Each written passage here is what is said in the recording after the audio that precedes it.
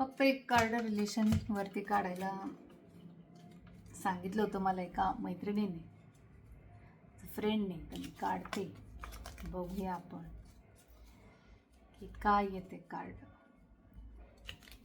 हे प्रभू, हे परमेश्वर, सांगा एक कार्ड द्या माझ्या मैत्रिणीसाठी. ओके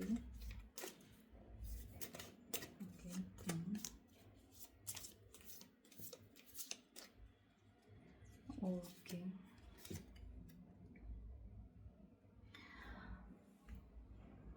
तर कार्ड आले, the past is now behind you, release it and embrace new possibilities.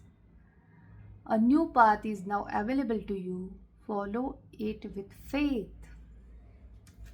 तर अगदी तुला अनुसरूनच असं कार्ड आलेलं आहे आणि त्यानुसारच हा मेसेज आलेला आहे. डोंट वरी, हे प्रायव्हेटच असतं, पण मी हा मुद्दामच असा वाचला कारण ज्यांच्याशी अशा गोष्टी रेझोनेट होतात त्यांनाही त्यांचं उत्तर कदाचित ॲटोमॅटिकली मिळून जातं किंवा एखादा मेसेज बघितला मिळून जातं. तर यातून ते मिळेल अशी आशा करते. तर पास्ट आहे तो पास्ट प्लीज सोडून टाका. Past is a past.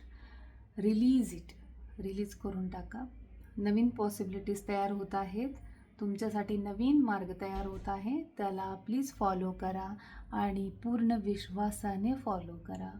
तुम्हाला सक्सेस 100% आहे, हॅपीनेस 100% मिळणार आहे. तर हा मेसेज होता. ज्यांच्याशी रेझोनेट करेल त्यांनी घ्या. ओके, हॅपी राहा. Thank you, bye.